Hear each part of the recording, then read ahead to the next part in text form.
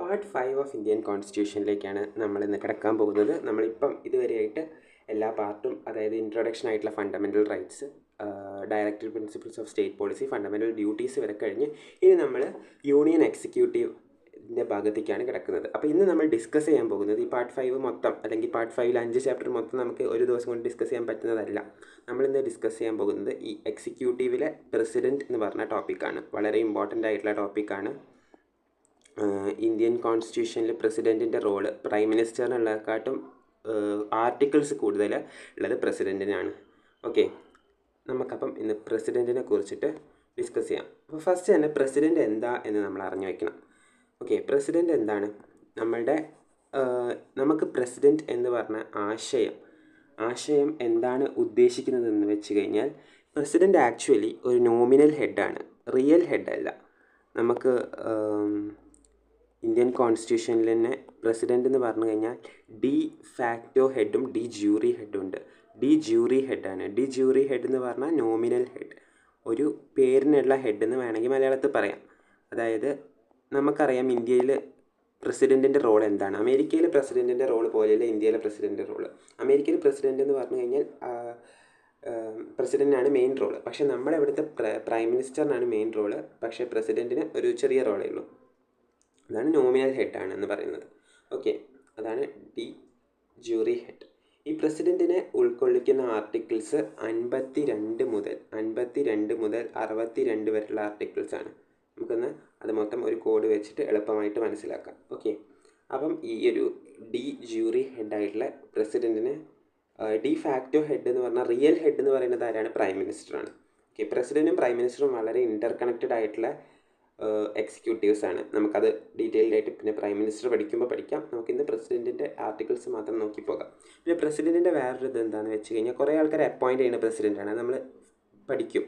പ്രസിഡൻറ്റിനെ supreme commander of all defence forces, നമ്മളുടെ എല്ലാ ഡിഫൻസിൻ്റെയും ഹെഡായിട്ട് ആരാ വരുന്നത്? പ്രസിഡൻ്റാണ്.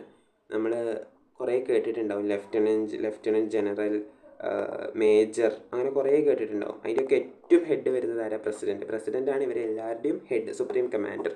പ്രസിഡൻസ് റൂൾ എന്ന് പറയുമ്പോൾ അതാണ് മിലിറ്ററി റൂളൊക്കെ പോലെ. ഓക്കെ, അപ്പോൾ നമുക്ക് പ്രസിഡൻ്റ് ആർട്ടിക്കിളിലേക്ക് കിടക്കാം.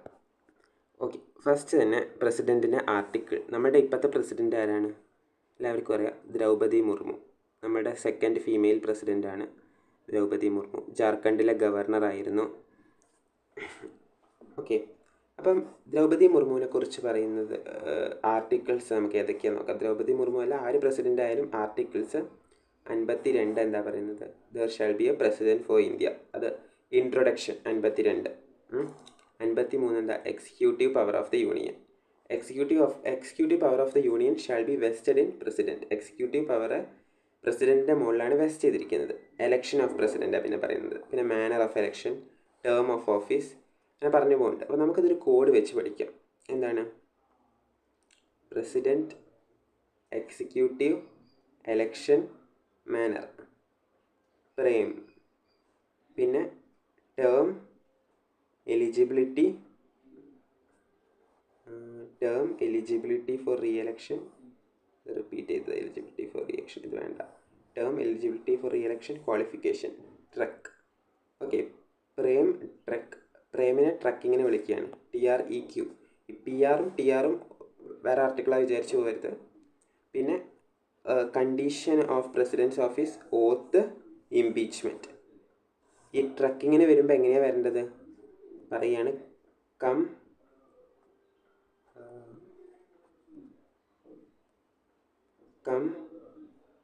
ഇൻ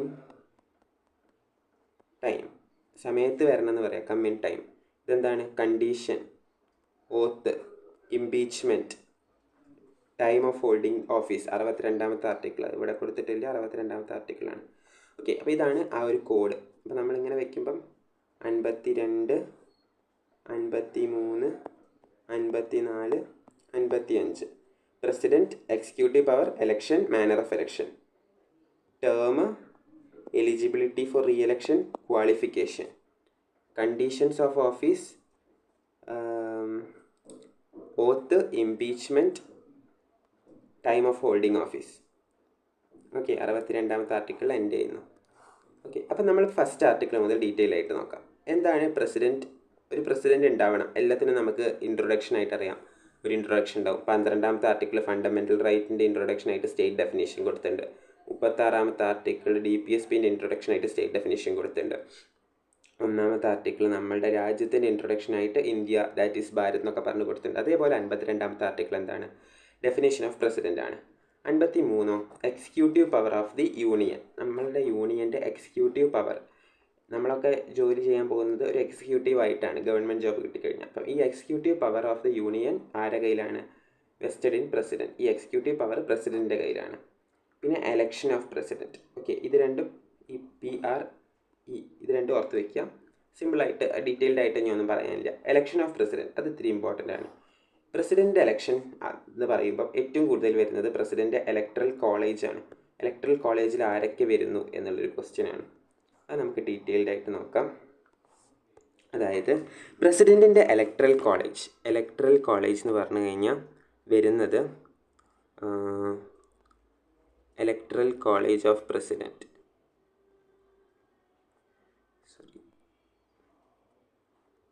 ഇലക്ടോറൽ കോളേജ് ആരാണ് പ്രസിഡൻറ്റിൻ്റെ? നമുക്കറിയാം, പ്രസിഡൻറ്റിനെ എലക്ട് ചെയ്യുക നമ്മളാണോ? നമ്മൾക്ക് എലക്ട് ചെയ്യാൻ പറ്റുമോ പ്രസിഡൻറ്റിനെ? ഇല്ല, നമുക്ക് എലക്ട് ചെയ്യാൻ പറ്റില്ല. ആർക്കാണ് എലക്ട് ചെയ്യാൻ പറ്റുക? നമ്മൾക്ക് ആരെയാണ് എലക്ട് ചെയ്യാൻ പറ്റുക? നമുക്ക് നമ്മുടെ ചീഫ് മിനിസ്റ്ററിനെ എലക്ട് ചെയ്യാൻ പറ്റില്ല. ചീഫ് മിനിസ്റ്ററിനെ ഇൻഡയറക്റ്റ് ആയിട്ട് എലക്ട് ചെയ്യുക. നമ്മൾ ചീഫ് മിനിസ്റ്ററിനെ എലക്ട് ചെയ്യണ പാർട്ടീനെ എലക്ട് ചെയ്യാം. നമുക്ക് MLAനെ എലക്ട് ചെയ്യാം, MPനെ എലക്ട് ചെയ്യാം, member of legislative assembly, member of parliament. ഇവർ രണ്ടുപേരെയും എലക്ട് ചെയ്ത് വിടാം. നമ്മൾ ഈ റീസെൻ്റ്ലി ഇപ്പോൾ കഴിഞ്ഞ 2024 പ്രൈം മിനിസ്റ്റർ ഇലക്ഷൻ ഉണ്ടായിരുന്നില്ലേ? അത് ലോക്സഭയ്ക്കുള്ള ഇലക്ഷനിൽ നമ്മൾ MPനെയാണ് എലക്ട് ചെയ്തത്. ഓരോരോ കേരളത്തിൽ നിന്ന് ഓരോരോ നിയോജക മണ്ഡലത്തിൽ നിന്ന് ഓരോരോ MPമാരെ എലക്ട് ചെയ്തു. അതേപോലെ നോർത്ത് ഇന്ത്യയിലും ഇന്ത്യയിലെ എല്ലാ പാർട്ടിലും ഇലക്ഷൻ നടന്നിട്ടുണ്ട്. അതാണ് MPൻ്റെ ഇലക്ഷൻ. MLAൻ്റെ ഇലക്ഷൻ ഇനി 2026 കേരളത്തിൽ ചീഫ് മിനിസ്റ്റർ ഇലക്ഷൻ വരും. അപ്പം MLA ഇലക്ഷൻ വരും. നമ്മൾ MLAമാരെ എലക്ട് ചെയ്യും. ഇവരൊക്കെ കൂടി ചേർന്നിട്ടാണ് ലെജിസ്ലേറ്റീവ് അസംബ്ലിയിൽ പോയിട്ട് അവരുടെ മുഖ്യ നേതാവായിട്ട് ചീഫ് മിനിസ്റ്ററിനെയും പ്രൈം മിനിസ്റ്ററിനെയൊക്കെ വെക്കുന്നത്. അപ്പോൾ നമ്മളുടെ ഇലക്ഷൻ ഇപ്പം നമ്മൾ ആരെയാണ് നടത്താൻ പോകുന്നത്? പ്രസിഡൻറ്റിനെ നമ്മൾ ഇൻഡയറക്റ്റ് ആയിട്ട് എലക്ട് ചെയ്യുന്നതാണ്. അപ്പോൾ പ്രസിഡൻറ്റിനെ ആരെ എലക്ട് ചെയ്യുക? നമ്മൾ എലക്ട് ചെയ്ത് വിട്ട ആൾക്കാർ, MLAമാരും MPമാരും. MPമാർ എവിടെയൊക്കെയാണ് ഉണ്ടാവുക? ലോകസഭയിലുണ്ടാകും. രാജ്യസഭയിലെ MPമാരെ നമ്മൾ ഇൻഡയറക്റ്റ് ആയിട്ട് എലക്ട് ചെയ്യുന്നതാണ് കേട്ടോ. നമ്മളല്ല, ഈ ലോക്സഭയിലെ MPമാർ എലക്ട് ചെയ്യുന്നതാണ്. അപ്പോൾ നമ്മൾ എലക്ട് ചെയ്ത് വിട്ട ലോക്സഭയിലും പിന്നെ ഇൻഡയറക്റ്റായി വിട്ട രാജ്യസഭയിലത്തെ ആൾക്കാരും കൂടിയാണ് ആരെ? പ്രസിഡൻറ്റിനെ എലക്ട് ചെയ്യുക. എല്ലാവർക്കും പറ്റുമോ ലോക്സഭയിലും രാജ്യസഭയിലും? ഇല്ല. ഇവിടുത്തെ രണ്ടുത്തെയും elected members of both Lok Sabha and Rajya Sabha. അപ്പോൾ ഇവിടെ നോമിനേറ്റഡ് മെമ്പേഴ്സ് ഉണ്ടോ എന്നൊരു ക്വസ്റ്റ്യൻ വരും. ഉണ്ട്. രാജ്യസഭയിൽ 12 ആൾക്കാരെ പ്രസിഡൻറ്റിനെ നോമിനേറ്റ് ചെയ്യാം. പിന്നെ ലോക്സഭയിൽ പണ്ട് പറ്റുമായിരുന്നു, ഇപ്പം നോമിനേഷൻ ഇല്ല. ഓക്കെ, അപ്പം ഇത്രയാണ് എലക്ഷൻ ഓഫ് പ്രസിഡൻറ്റിന് വരുന്ന. നമ്മുടെ സെൻട്രൽ ലെവലിൽ ഇത്ര ആൾക്കാർ എലക്ട് ചെയ്യും. ആര്? Elected members of Lok Sabha and Rajya Sabha. ഈ 12 ആൾക്കാർക്ക് പറ്റില്ല. Elected members of Lok Sabha and Rajya Sabha. Elected എന്ന് പറയുമ്പോൾ നമ്മൾ എലക്ട് ചെയ്ത് വിട്ടതല്ല, ഇൻഡയറക്റ്റ് ആയിട്ട് രാജ്യസഭയ്ക്ക് എലക്ട് ചെയ്ത് വിടുന്ന മെമ്പേഴ്സും ഉൾപ്പെടും. Elected members of Lok Sabha and Rajya Sabha participate in the election of president. Nominated members എവിടെയും പറയുന്നില്ല കേട്ടോ. ഇനി സ്റ്റേറ്റ് ലെജിസ്ലേറ്റീവ് അസംബ്ലി ഉണ്ട് നമുക്ക്, അവിടുന്നും പോകുന്നുണ്ട്. അതായത് നമ്മളുടെ സ്റ്റേറ്റ് ലെജിസ്ലേറ്റീവ് അസംബ്ലി തിരുവനന്തപുരത്തുണ്ട്. അവിടെ നമ്മൾക്ക് എലക്ട് ചെയ്ത് വിട്ട കുറേ ആൾക്കാരുണ്ട്. ഒക്കെ മലയാളികളായിട്ടുള്ള ആൾക്കാരാണ്. അവരൊക്കെ ആരാണ്? അവരും പോകും ഇലക്ഷന്. അതും എലക്റ്റഡ് മെമ്പേഴ്സ് കേട്ടോ. ഇപ്പോൾ നമ്മളുടെ സ്റ്റേറ്റ് ലെജിസ്ലേറ്റീവ് അസംബ്ലിയിൽ എലക്റ്റഡ് മെമ്പേഴ്സ് മാത്രമേ ഉള്ളൂ. Elected members of state legislative assembly നമ്മൾ MLA എന്ന് എഴുതാം. എലക്റ്റഡ് മെമ്പേഴ്സ് MLAമാർ. പിന്നെ ഏതൊക്കെയാണ്? പിന്നെ യൂണിയൻ ടെറിട്ടറി ഇല്ലേ? നമ്മളിപ്പോൾ സ്റ്റേറ്റും പറഞ്ഞു, സെൻറ്ററും പറഞ്ഞു. യൂണിയൻ ടെറിട്ടറി എല്ലായിടത്തും ഇല്ല. ഡൽഹിയിലും പുതുച്ചേരിയിലും മാത്രമുള്ള യൂണിയൻ ടെറിട്ടറിയിലത്തെ ആൾക്കാർ. ഡൽഹിയിലും പുതുച്ചേരിയിലും മാത്രമുള്ള യൂണിയൻ ടെറിട്ടറിയിലത്തെ ആൾക്കാരെന്ന് പറയുമ്പം അവിടുത്തെ എലക്റ്റഡ് ആയിട്ട് എല്ലാം എലക്റ്റഡ് ആട്ടോ. 3 എണ്ണം എലക്റ്റഡ് ആണ്. ഇത് വന്നത് 70ാമത്തെ കോൺസ്റ്റിറ്റ്യൂഷണൽ അമെൻമെൻറ്റ് ഓഫ് 1992 ആണ്. ജസ്റ്റ് നോട്ട് ചെയ്തിടാം. 1992 1993 72 ഓക്കെ. അപ്പം ഇത്രയാണ് എന്താ പറയുക പ്രസിഡൻ്റ് ഇലക്ഷന് വരുന്ന 3 പാർട്ടീസ്. ഒന്ന് പാർലമെൻറ്റിൽ നിന്നിട്ട് എലക്റ്റഡ് ആയിട്ട് പോയ എല്ലാവരും, ലോക്സഭയത്തും രാജ്യസഭയത്തും ഒക്കെ പാർലമെൻറ്റിൻ്റെ എലക്റ്റഡ് ആയിട്ടുള്ള എല്ലാവരും. ലോക്സഭ രാജ്യസഭ എന്ന് ഇടയ്ക്ക് ക്വസ്റ്റ്യന് ചോദിക്കാറുള്ളത് അടുത്ത് പറഞ്ഞത്. പിന്നെ ലെജിസ്ലേറ്റീവ് അസംബ്ലിയിലുള്ള എലക്റ്റഡ് ആയിട്ടുള്ള എല്ലാവരും, ലെജിസ്ലേറ്റീവ് അസംബ്ലി കേട്ടോ. ലെജിസ്ലേറ്റീവ് അസംബ്ലിയിലുള്ള എലക്റ്റഡ് ആയിട്ടുള്ള എല്ലാവരും. പിന്നെ ഡൽഹി, പുതുച്ചേരി എന്നീ 2 സ്ഥലത്തത്തെ യൂണിയൻ ടെറിട്ടറിയിലത്തെ എലക്റ്റഡ് ആയിട്ടുള്ള എല്ലാവരും. അപ്പം for example Dadar Nagar and Haveli, Daman and Diu, Lakshadweep, Andaman Nicobar ഇവിടുത്തെ ഒന്നും ആൾക്കാർക്ക് പറ്റില്ല. ഇവിടുത്തെ ഒന്നും MLA-മാർക്ക് പറ്റില്ല. MLA അല്ല, ഇവിടുത്തെ ഒന്നും എലക്റ്റഡ് ആയിട്ടുള്ള അവർക്ക് പറ്റില്ല. ഈ ഡൽഹിയും പുതുച്ചേരി മാത്രമേ പറ്റുള്ളൂ. അപ്പോൾ ഇത് നിങ്ങളുടെ മൈൻഡിൽ ഇംപ്രിൻറ്റഡ് ആയിട്ട് വേണം. എക്സാമിന് വളരെ ഇമ്പോർട്ടൻ്റ് ആയിട്ടുള്ളൊരു ടോപ്പിക്കാണിത്. ഓക്കെ, ഇനി അടുത്ത ടോപ്പിക്, ഇത് നമ്മളിപ്പോൾ പഠിച്ച കാര്യങ്ങൾ തന്നെയാണ്. എന്താണ്? എലക്ഷൻ ഓഫ് പ്രസിഡൻറ്റിന് വരുന്ന ആൾക്കാർ നമ്മൾ പറഞ്ഞ member of Lok Sabha and Rajya Sabha elected മെമ്പേഴ്സാണ്. Member of state legislative assembly elected മെമ്പേഴ്സാണ്. Legislature from NCT Delhi, NCT പറഞ്ഞാൽ നാഷണൽ ക്യാപിറ്റൽ ടെറിട്ടറി ഓഫ് ഡൽഹിയും പുതുച്ചേരിയിലും വരുന്ന എല്ലാ എലക്റ്റഡ് ആയിട്ടുള്ള മെമ്പേഴ്സും. ഇതാണ് മൊത്തം എലക്റ്റഡ് ആയിട്ടുള്ള members participating in the election of president. Okay, അടുത്തത് ഓക്കെ, ഇനി മാനർ ഓഫ് എലക്ഷനാണ്. മാനർ ഓഫ് എലക്ഷൻ എന്ന് പറഞ്ഞാൽ എങ്ങനെയാണ് എലക്ട് ചെയ്യുക എന്നുള്ളതാണ്. എലക്ട് ചെയ്യുക എങ്ങനെയാണ്? നമ്മൾ സിംഗിൾ ട്രാൻസ്ഫറബിൾ വോട്ടിലൂടെയാണ്. നമ്മളല്ല, ബാലറ്റ് പേപ്പർ സിസ്റ്റമാണ് പ്രസിഡൻറ്റ് ഇലക്ഷൻ ഉപയോഗിക്കുന്നത്. നമുക്ക് EVM ആണ് ഉപയോഗിക്കുന്നത് എന്നറിയാം. പ്രസിഡൻറ്റ് ഇലക്ഷന് ബാലറ്റ് പേപ്പർ സിസ്റ്റമാണ്. Proportional representation of single transferable vote, single STV, proportional representation of single transferable vote. ഈ സ്റ്റേറ്റ്മെൻറ്റ് ഇടയ്ക്ക് ചോദിക്കാറുണ്ട്. സീക്രട്ട് ബാലറ്റിലൂടെയാണ്, അതായത് നമുക്കിപ്പോൾ കാണണമെന്നില്ല ആരെ എലക്ട് ചെയ്യണമെന്നുള്ളത് നമുക്ക് കാണിച്ചു തരണമെന്നില്ല. ഓക്കെ, പിന്നെ പ്രസിഡൻറ്റ് ഒരു 15,000 രൂപ സെക്യൂരിറ്റി ഡെപ്പോസിറ്റായിട്ട് കെട്ടിവെക്കണം. തോറ്റു കഴിഞ്ഞാൽ, ജയിച്ചു കഴിഞ്ഞാൽ തിരിച്ച് കിട്ടും. ഓക്കെ, സെക്യൂരിറ്റി ഡെപ്പോസിറ്റായിട്ട് പ്രസിഡൻറ്റ് ഇലക്ഷന് പാർട്ടിസിപ്പേറ്റ് ചെയ്യുന്ന ആൾക്കാർ. ഓക്കെ, ഇതാണ് മാനർ ഓഫ് എലക്ഷനിൽ വരുന്ന മെയിൻ കാര്യങ്ങൾ. പിന്നെ ഒരു കാര്യമുണ്ട്, ഒരു പ്രസിഡൻറ്റിനെ നോമിനേറ്റ് ചെയ്യുന്നത് എങ്ങനെയാണ്? നമുക്ക് ആരെങ്കിലും പോയിട്ട് പ്രസിഡൻ്റായി നിൽക്കാൻ പറ്റുമോ? പ്രസിഡൻ്റായി നിൽക്കാനുള്ള ക്വാളിഫിക്കേഷൻ എത്ര? 35 വയസ്സാണെന്ന് നമുക്കറിയാം. 25 വയസ്സ് ലോകസഭയ്ക്ക്, 35 വയസ്സ് പ്രസിഡൻറ്റ്, 30 വയസ്സ് രാജ്യസഭ. ഇതാണ് നമുക്കറിയാം. പക്ഷേ പ്രസിഡൻ്റായിട്ട് നിൽക്കാൻ വേണ്ടിയിട്ട് നമ്മളെ അതായത് പാർലമെൻറ്റിലുള്ള 50 എലക്ടേഴ്സ് എന്ത് ചെയ്യണം?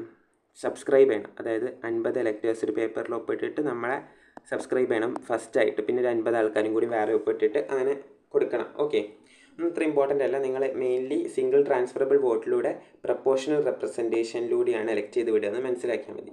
ഈ പ്രപ്പോർഷണൽ റെപ്രസെൻറ്റേഷൻ എന്ന് പറയുന്നത് എന്താണെന്ന് വെച്ച് കഴിഞ്ഞാൽ, ഇത് ഡീറ്റെയിൽ ആയിട്ട് പഠിക്കേണ്ട കാര്യമല്ല. കാരണം ഇത്രയ്ക്ക് ഡീറ്റെയിൽ ആയിട്ടൊന്നും എക്സാമിന് ചോദിക്കില്ല. എന്നാലും മനസ്സിലാക്കി വയ്ക്കുക. പക്ഷേ സ്റ്റേറ്റ്മെൻറ്റ് ക്വസ്റ്റ്യൻ ഒക്കെ വന്നു കഴിഞ്ഞാൽ UPSCയിലൊക്കെ ഇങ്ങനത്തെ ക്വസ്റ്റ്യൻസ് മനസ്സിലാക്കുന്നത് അതാണ് ഇമ്പോർട്ടൻ്റ് എന്ന് പറയുന്നത്. SSCക്കും ചോദിക്കാം, PSCക്കും ചോദിക്കാം, എന്തിനു വേണമെങ്കിൽ ചോദിക്കാം. അതായത് MLAൻ്റെ വോട്ട് എങ്ങനെയാണ് എടുക്കുകയെന്ന്, അതായത് കേരളത്തിൻ്റെ കേസ് എടുക്കുകയാണെങ്കിൽ കേരളത്തിലെ MLAൻ്റെ വോട്ട് എങ്ങനെയാണ് എലക്ഷന് വേണ്ടിയിട്ട് എടുക്കുക എന്ന് വെച്ച് കഴിഞ്ഞാൽ, total population of the state, കേരളത്തിൽ മൊത്തം 10,000 ആൾക്കാരുണ്ട് വിചാരിക്കുക. കേരളത്തിൽ മൊത്തം 10,000 ആൾക്കാരുണ്ടെന്ന് വിചാരിക്കുക. Total population of state, total number of elected members in the state legislative assembly 10,000 അല്ല, 70,000 ആൾക്കാർ. നമുക്ക് 140 MLA സീറ്റാണുള്ളത്. അതെല്ലാവർക്കും അറിയുന്നുണ്ടാവുമല്ലോ. അതേ ഇൻറ്റു 1/1000, അതാണ് total population of state by total. ആദ്യം നമ്മളിങ്ങനെ ആലോചിക്കുക, ഒരു ഫ്രാക്ഷൻ വരുമ്പം ഒരു വോട്ട് വാല്യൂ ആവണമെങ്കിൽ തന്നെ ഇൻവേഴ്സ് ആവണം. അപ്പം പോപ്പുലേഷനാണ് എന്തായാലും കൂടുതലുണ്ടാവുക. ടോട്ടൽ പോപ്പുലേഷൻ, ഇതൊരു എക്സാമ്പിൾ എടുത്തത്, അത് ശരിക്കുള്ളത് കേട്ടോ. ടോട്ടൽ പോപ്പുലേഷൻ ഓഫ് സ്റ്റേറ്റും total number of elected members in the legislative assembly 140. ഇത് നമ്മൾ കട്ട് ചെയ്ത് കഴിഞ്ഞാൽ 3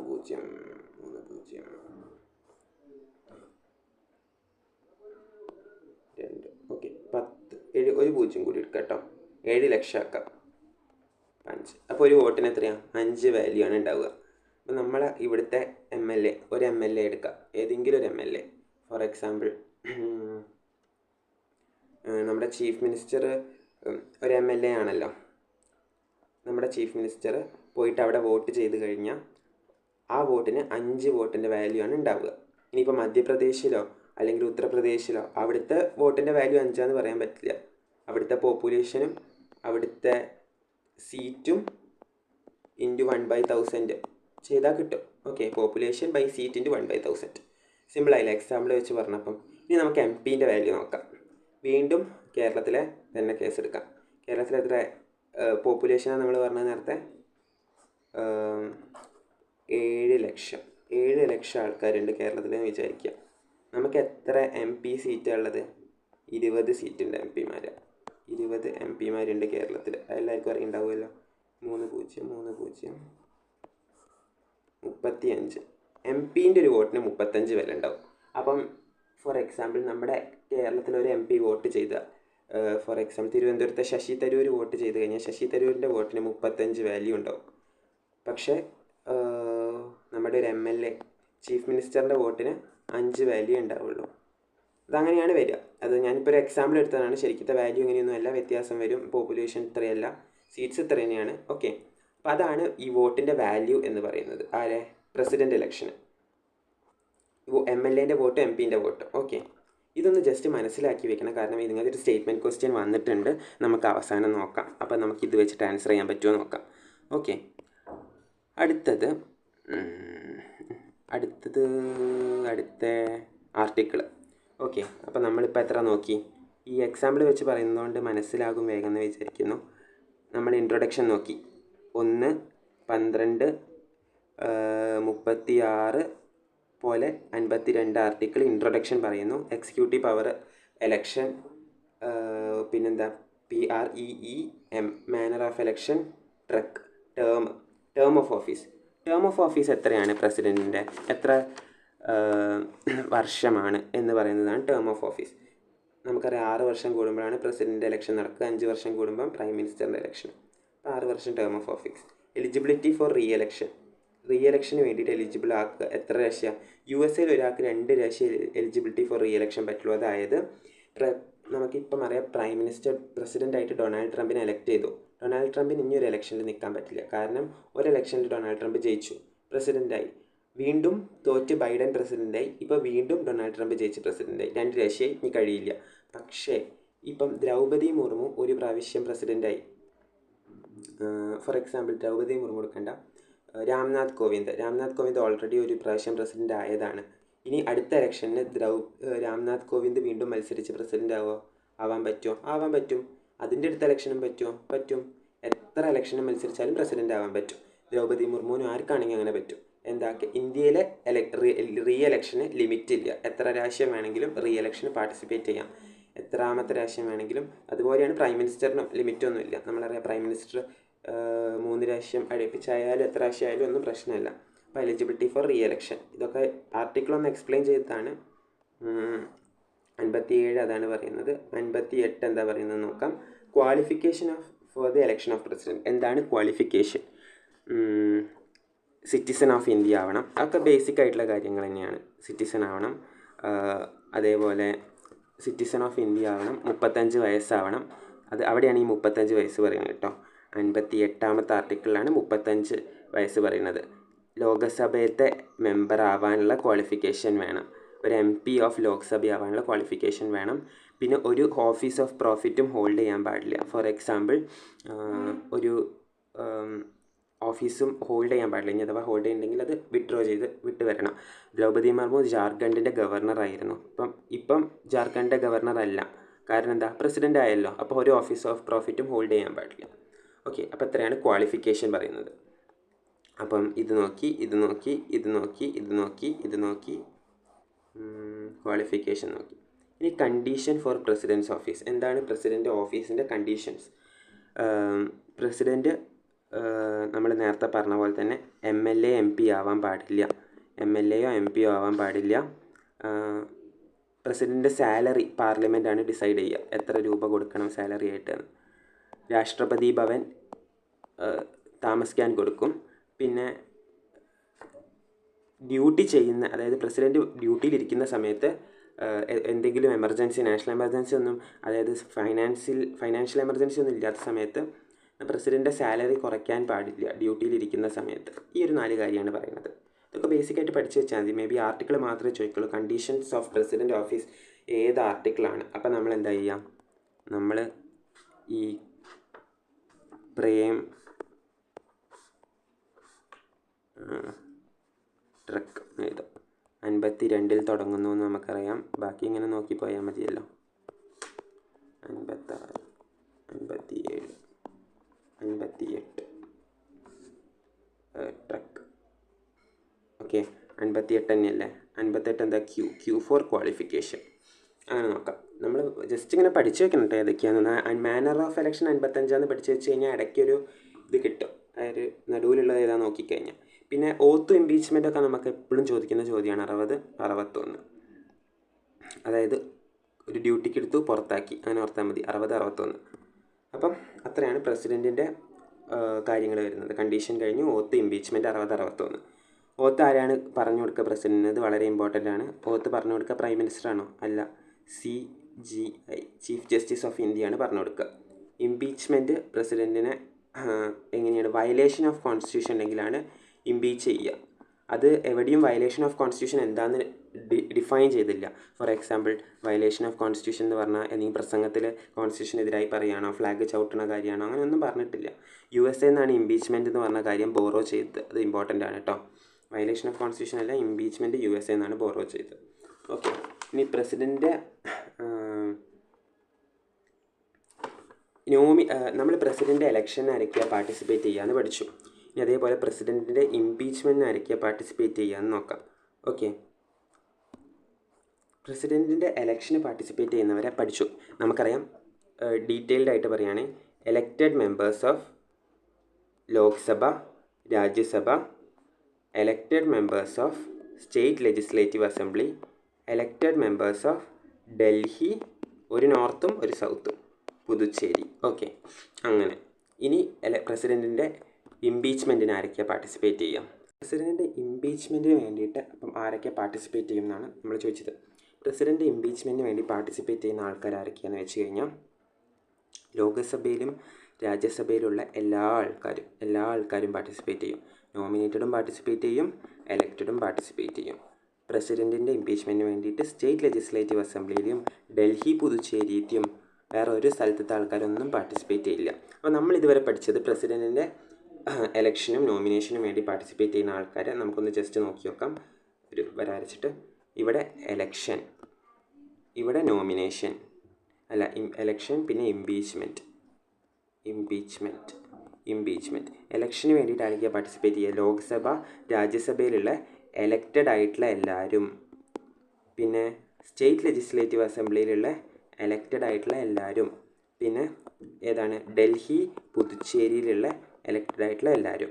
ഇനി ഇംപീച്ച്മെൻറ്റിന് വേണ്ടിയിട്ടോ, ലോകസഭ, രാജ്യസഭയിലെ ഫുൾ മെമ്പേഴ്സും പാർട്ടിസിപ്പേറ്റ് ചെയ്യും. ഇനി പ്രസിഡൻറ്റ് എന്താ പറയുക, ഇംപീച്ച്മെൻറ്റിന് ഒരു പ്രൊസീജിയർ ഉണ്ട്.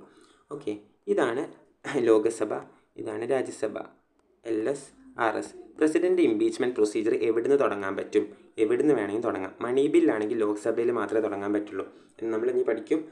രാജ്യസഭയിൽ തുടങ്ങാൻ പറ്റില്ല. പക്ഷേ പ്രസിഡൻറ്റ് ഇംപീച്ച്മെൻറ്റ് എവിടുന്ന് വേണമെങ്കിൽ തുടങ്ങാം. ഫോർ എക്സാമ്പിൾ, രാജ്യസഭയിലാണ് പ്രസിഡൻറ്റ് ഇംപീച്ച്മെൻറ്റ് തുടങ്ങുകയെന്ന് വിചാരിക്കുക. അതായത് രാജ്യസഭയിലെ 1/4 മെമ്പേഴ്സ് ഒപ്പിടണം. പ്രസിഡൻറ്റിൻ്റെ വയലേഷൻ ഓഫ് കോൺസ്റ്റിറ്റ്യൂഷൻ ചാർജസ് എന്ന് പറഞ്ഞിട്ടൊരു ചാർജ്, ഇംപീച്ച്മെൻറ്റ് എന്ന് പറഞ്ഞിട്ടൊരു പേപ്പർ ഇടും. അതിൽ 1/4 ഓഫ് ദ മെമ്പേഴ്സ് ഒപ്പിട്ട് കഴിഞ്ഞാൽ ആ ഒരു ചാർജ് എന്ത് ചെയ്യും? Violation of constitution. ഇത് രാജ്യസഭയിലാണല്ലോ തുടങ്ങിയത്. ഇപ്പോൾ ലോക്സഭയിൽ തുടങ്ങിയ വെച്ചാൽ രാജ്യസഭയ്ക്ക് പോകും, അങ്ങോട്ടും ഇങ്ങോട്ടും. അപ്പോൾ രാജ്യസഭയിൽ തുടങ്ങിയതുകൊണ്ട് അത് ലോക്സഭയ്ക്ക് പോകും. ലോക്സഭയിൽ പോയി കഴിഞ്ഞാൽ ഇവിടുത്തെ 1/4 മെമ്പേഴ്സാണല്ലോ എഴുതി ഒപ്പിട്ടത്. ഈ 1/4 മെമ്പർ ഇവിടേക്ക് അയച്ചു കഴിഞ്ഞാൽ ഇതെന്ത് ചെയ്യും? ഇവിടുന്ന് ഒരു ഇൻവെസ്റ്റിഗേഷൻ നടത്തും. അങ്ങോട്ടും ഒരു കമ്മിറ്റിയായിട്ട് ഉണ്ടാക്കിയിട്ട് ഇൻവെസ്റ്റിഗേഷൻ നടത്തും. ഇൻവെസ്റ്റിഗേഷൻ നടത്തി അത് തെളിഞ്ഞു കഴിഞ്ഞാൽ ആ തെളിവും ഇതൊക്കെ ഈ റെസൊല്യൂഷൻ എന്ത് ചെയ്യും? പാസ് ചെയ്യും. എന്താ മെജോറിറ്റി? 2/3 മെജോറിറ്റിയിൽ പാസ് ചെയ്യും. ഈ പാസ് ചെയ്യുന്ന സമയത്ത് പ്രസിഡൻറ്റിന് ഇതിൽ സിറ്റ് ചെയ്യാമെന്നും പറയുന്നുണ്ട്. ഓക്കെ, ഈ പാസ് ചെയ്ത് കഴിഞ്ഞാൽ പ്രസിഡൻറ്റ് എന്ത് ചെയ്യും? ഇംപീച്ച് ആകും. ഓക്കെ, 2/3 മെജോറിറ്റിയിൽ. അപ്പോൾ അതൊരു കുറച്ച് കോംപ്ലിക്കേറ്റഡ് ആയിട്ടുള്ള പ്രോസസ്സാണ്. കാരണം പ്രസിഡൻറ്റിന് ഇതുവരെ പ്രസിഡൻറ്റ് ഇതുവരെ ഇംപീച്ച് ആയിട്ടില്ല ഇന്ത്യയിൽ. ഓക്കെ, അപ്പോൾ പ്രസിഡൻറ്റ് കോൺസ്റ്റിറ്റ്യൂഷണൽ വയലേഷൻ ചാർജസ് അത്രയ്ക്ക് സിവിയർ ആണെങ്കിൽ മാത്രമാണ് അത് 1/4 ആൾക്കാർ ഒപ്പിടുള്ളൂ. അങ്ങനെയാണെങ്കിൽ മാത്രമാണ് അതെന്ത് ചെയ്യുക? കാരണം പ്രസിഡൻറ്റിന് പാർട്ടി റിലേറ്റഡ് ആയിട്ട് വലിയ റോളൊന്നും ഇല്ല. യൂണിയൻ എക്സിക്യൂട്ടീവ് നോമിനൽ ഹെഡാണ്. അപ്പം അതുണ്ടെങ്കിൽ മാത്രമാണ് അത് ലോക്സഭയിൽ പോയിട്ട് ഇൻവെസ്റ്റിഗേഷൻ നടത്തിയിട്ട് 2/3 മെജോറിറ്റിയിൽ പാസ് ചെയ്തിട്ട് ഇംപീച്ച് ആവുള്ളൂ. പിന്നെ 14 ദിവസത്തെ നോട്ടീസ് കൊടുക്കണം. ഈ ഒരു ചാർജ് ഉണ്ടാക്കി കഴിഞ്ഞാൽ പ്രസിഡൻറ്റിന് ഒരു 14 ദിവസത്തെ നോട്ടീസ് കൊടുക്കണം. എന്ത്, ഇങ്ങനെ ഇംപീച്ച്മെൻറ്റ് നിങ്ങളെ പുറത്താക്കാൻ തീരുമാനിക്കുന്നുണ്ടെന്നൊക്കെ പറഞ്ഞിട്ട് നോട്ടീസ് കൊടുക്കണം. 14 ദിവസം എടുത്ത് ചോദിക്കാറുണ്ട്, അതുകൊണ്ടാണ് പറഞ്ഞത്. ഓക്കെ, അപ്പം ഇത്രയാണ് പ്രസിഡൻറ്റ് ഇംപീച്ച്മെൻറ്റ് പ്രൊസീജിയർ. അപ്പം നമ്മൾ ഇന്ന് മെയിനായിട്ട് പഠിച്ച 2 കാര്യങ്ങൾ പ്രസിഡൻറ്റ് എലക്ഷൻ, ഇംപീച്ച്മെൻ്റ് ആണ് കേട്ടോ. അപ്പം ഇത്രയാണ് പ്രസിഡൻറ്റിൻ്റെ ആർട്ടിക്കിൾസ്, ഐ തിങ്ക്. ഓക്കെ, ഇത്രയാണ് പ്രസിഡൻറ്റ് ആർട്ടിക്കിളും കാര്യങ്ങളും ഉള്ളത്. അപ്പോൾ നമ്മൾ ഇനി നോക്കാൻ പോകുന്നത് 2 ക്വസ്റ്റ്യനാണ്. പ്രസിഡൻറ്റ് എലക്ഷനും ഇംപീച്ച്മെൻറ്റും അല്ല, പ്രസിഡൻറ്റ് റിലേറ്റഡ് ആയിട്ടുള്ള 2 ക്വസ്റ്റ്യനാണ് നോക്കാൻ പോകുന്നത്. ഇതിൻ്റെ ആൻസർ എന്താണെന്ന് നമുക്ക് നോക്കി നോക്കാം. എന്താ, അതായത് values of vote of each MLA varies from state to state എന്ന് പറയുന്നുണ്ട്. അത് കറക്റ്റാണോ? ആണ്. നമുക്കറിയാം കേരളത്തിലെ പോപ്പുലേഷൻ ആവില്ല തമിഴ്നാട്ടിലെ പോപ്പുലേഷൻ 100 വയ്ക്കുക. അപ്പോൾ നമുക്ക് ആ ഫോർമുല നമ്മൾ നേരത്തെ ഒരു ക്വസ്റ്റ്യൻ ചെയ്തതാണ്, അതുകൊണ്ട് അത് കണ്ടു കഴിഞ്ഞാൽ എല്ലാം ക്ലിയർ ആവും. ആ ഒരു ഫോർമുല വെച്ചിട്ട് നമുക്കറിയാം എന്തായാലും വാല്യൂവിന് വ്യത്യാസം ഉണ്ടാവും. ഫസ്റ്റ് സ്റ്റേറ്റ്മെൻറ്റ് കറക്റ്റാണ്. അപ്പം ഈ സെക്കൻഡ് സ്റ്റേറ്റ്മെൻറ്റ് എന്താ, value of vote of MPs of Lok Sabha is more than MPs of Rajya Sabha. അതായത് കേരളത്തിൽ നിന്ന് ഒരു MP പോയി, ഒരു MP ലോക്സഭയ്ക്കും പോയി, ഒരു MP രാജ്യസഭയ്ക്കും പോയി. ഓക്കെ, പക്ഷേ അവരുടെ വാല്യൂ ഓഫ് വോട്ടിൽ വ്യത്യാസം ഉണ്ടാവുമോ? ഇല്ല. കാരണം എന്താ, കേരളത്തിൽ നിന്ന് പോയതുകൊണ്ട് കേരളത്തിലെ പോപ്പുലേഷന് മാറ്റമുണ്ടോ? ഇല്ല. കേരളത്തിലെ MPമാരെ പോപ്പുലേഷന് മാറ്റമുണ്ടോ? ഇല്ല. അപ്പം എന്ത് ചെയ്യും, വാല്യൂ ഓഫ് വോട്ട് അങ്ങോട്ട് മോറും ലെസ്സൊന്നും ആവില്ല. അപ്പം 1 ഓൺലി കറക്റ്റ്. ഇതാണ് കറക്റ്റ്, ഇതൊക്കെ തെറ്റാണ്. ഓക്കെ, ഇനി അടുത്തൊരു ക്വസ്റ്റ്യൻ നോക്കുകയാണെങ്കിൽ, രണ്ടും UPSCക്ക് വന്ന ക്വസ്റ്റ്യൻസാണ്. UPSCക്ക് വന്ന ക്വസ്റ്റ്യൻസ് നോക്കണം എന്താ വെച്ച് കഴിഞ്ഞാൽ നമുക്ക് ബാക്കിയൊക്കെ സോൾവ് ചെയ്യാൻ എളുപ്പമാകാൻ വേണ്ടിയിട്ടാണ്. ഓക്കെ, ഈ ഒരു ക്വസ്റ്റ്യൻ എന്താ വെച്ച് കഴിഞ്ഞാൽ, the members of nominated in to either house of parliament or the state legislative assemblies included in the electoral college. പാർലമെൻറ്റിലെയും സ്റ്റേറ്റ് ലെജിസ്ലേറ്റീവ് അസംബ്ലിയിലും ദ മെമ്പേഴ്സ് നോമിനേറ്റഡ് ആയിട്ടുള്ള ആൾക്കാർ എന്താ പറയുക, ഇലക്ട്രൽ കോളേജിലുണ്ടോ പ്രസിഡൻറ്റിൻ്റെ? ഇല്ല. നോമിനേറ്റഡ് ആയിട്ടുള്ള ആൾക്കാരില്ല, നമ്മൾ പറഞ്ഞതാണ് എലക്റ്റഡ് മെമ്പേഴ്സേ ഉള്ളൂ എന്ന്. അപ്പോൾ ഫസ്റ്റ് സ്റ്റേറ്റ്മെൻറ്റ് തെറ്റാണ്. The higher number of elective assembly state higher the value of each MLA. അതായത് കുറേ സീറ്റ് ഉണ്ടെങ്കിൽ വാല്യൂ ഓഫ് വോട്ട് കൂടും എന്ന്. കുറേ സീറ്റ് ഉണ്ടെങ്കിൽ വാല്യൂ ഓഫ് വോട്ട് കൂടുമോ? അതും നമ്മൾ പഠിച്ചതാണ്. ഇല്ല. കാരണം എന്താ, നമ്മൾ ഈ ഫോർമുല ഒന്ന് നോക്കി നോക്കാം. ഈ ഫോർമുലയിൽ കൃത്യമായിട്ട് പറയുന്നുണ്ട് എന്താ, വാല്യൂ ഓഫ് വോട്ട് സീറ്റ് കൂടുക എന്ന് പറഞ്ഞു കഴിഞ്ഞാൽ സീറ്റ് എവിടെയാണ്? താഴെയാണ് വരുന്നത്. നമുക്കറിയാം ഇങ്ങനെയാണ് വരുന്നത്. ഇവിടെ പോപ്പുലേഷൻ, ഇവിടെ സീറ്റ് കൂടിക്കഴിഞ്ഞാൽ വാല്യൂ ഓഫ് വോട്ട് കൂടുമോ? ഇല്ല. നമുക്കിപ്പം 5/2 സീറ്റാണുള്ളത് വിചാരിക്കുക, 5 പോപ്പുലേഷൻ. അതാണോ, അല്ലെങ്കിൽ 5/3 വലുത്? 5/2 സിമ്പിൾ മാത്സ് ആണ്. അപ്പോൾ അത് ഓർത്താൽ മതി. വാല്യൂ ഓഫ് സീറ്റ് കൂടിക്കഴിഞ്ഞാൽ ഒരിക്കലും വോട്ടിൻ്റെ വാല്യൂ കൂടില്ല. വാല്യൂ ഓഫ് പോപ്പുലേഷൻ കൂടിക്കഴിഞ്ഞാൽ വേണമെങ്കിൽ സീറ്റിൻ്റെ വാല്യൂ കൂടും. ഓക്കെ, അപ്പോൾ ഫസ്റ്റ് സ്റ്റേറ്റ്മെൻറ്റ് നമ്മൾ തെറ്റാന്ന് പഠിച്ചു. എലക്റ്റഡ് മെമ്പേഴ്സ് ഉണ്ടോ? ഇല്ല. അതേപോലെ രണ്ടാമത്തെ സ്റ്റേറ്റ്മെൻറ്റ് ഇപ്പോൾ നോക്കി, അതും തെറ്റാണ്. The value of vote of MLA of Madhya Pradesh is greater than of Kerala. Okay, അത് നമുക്ക് അവിടെ ഹോൾഡ് ചെയ്യാം. നമുക്കൊരു ഡൗട്ട് ഉണ്ടെങ്കിൽ അത് ഹോൾഡ് ചെയ്യാം. എന്നിട്ട് ലാസ്റ്റ് സ്റ്റേറ്റ്മെൻറ്റ് നോക്കാം. The value of vote of each MLA of Puducherry is higher than of Arunachal Pradesh. അത് നമ്മൾ അങ്ങനെ വായിച്ചെടുക്കരുത്. കാരണം the ratio of total population to total number of seat, population by seat പുതുച്ചേരിയിലാണ് കൂടുതൽ, അതുകൊണ്ട് പുതുച്ചേരിത്തെ വാല്യൂ കൂടും. എന്താണ്, കറക്റ്റാണ്. നമുക്ക് എന്താ പഠിച്ചതാണ്, പോപ്പുലേഷൻ ബൈ സീറ്റാണ് റേഷ്യോ വരിക. അത് കൂടിക്കഴിഞ്ഞാൽ എന്തായാലും വോട്ടിൻ്റെ വാല്യൂ കൂടും. അപ്പോൾ ലാസ്റ്റ് സ്റ്റേറ്റ്മെൻറ്റ് കറക്റ്റാണ്. ഇനി തേർഡ് സ്റ്റേറ്റ്മെൻറ്റ് എന്താ നോക്കാം. The vote value of MLA of Madhya Pradesh is greater than of MLA of Madhya Pradesh is greater than of Kerala. അതായത് MLA ഓഫ് മധ്യപ്രദേശിൻ്റെ വോട്ട് കേരളേനെക്കാട്ടും കൂടുതലാണോ എന്ന്? അല്ല. ഇത് നിങ്ങൾ ഈ സ്റ്റേറ്റ്മെൻറ്റ് നിങ്ങൾ കുറച്ച് എന്താ പറയുക, ഹയർ ലെവൽ ഓഫ് എക്സാമിനൊക്കെ പഠിക്കുമ്പോൾ വരുന്നതാണ്. ഈ വോട്ട് വാല്യൂസൊക്കെ പഠിച്ചു പോകുമ്പോൾ നമ്മൾ പോപ്പുലേഷൻ വെച്ച് നോക്കുന്നതാണ്. എന്താണ്, കേരളത്തിലെ പോപ്പുലേഷനും ഈ ഒരു റേഷ്യോയും സീറ്റിൻ്റെ റേഷ്യോയും എപ്പോഴും കൂടുതലാണ് എവിടത്തേനെക്കാട്ടും, മധ്യപ്രദേശിനെക്കാട്ടും. കാരണം മധ്യപ്രദേശ് കുറച്ച് വലിയ സംസ്ഥാനമാണ്. അതേപോലെ അവിടുത്തെ പോപ്പുലേഷൻ സീറ്റ് റേഷ്യോ നമ്മളതിനെക്കാട്ടും കുറവാണ്. അപ്പോൾ അതുകൊണ്ട് തന്നെ വാല്യൂ ഓഫ് മധ്യപ്രദേശ് ഒരിക്കലും കേരളേനെക്കാട്ടും കൂടുതലല്ല. ഓക്കെ, അപ്പം ഇതിൽ ഒരു സ്റ്റേറ്റ്മെൻറ്റ് മാത്രമേ കറക്റ്റ് ഉള്ളൂ. നിങ്ങൾ ഈ ക്വസ്റ്റ്യൻ പഠിക്കാൻ വേണ്ടിയിട്ടല്ല, ഇത് വെച്ചിട്ട് നമ്മളിതുവരെ പഠിച്ച കാര്യം ഒന്ന് അനലൈസ് ചെയ്യാൻ വേണ്ടിയിട്ടാണ് ഞാൻ ഈ 2 ക്വസ്റ്റ്യൻ ഇട്ടത്. അപ്പോൾ ഇത്രയാണ് പ്രസിഡൻറ്റിനെ കുറിച്ചുള്ള കാര്യങ്ങൾ.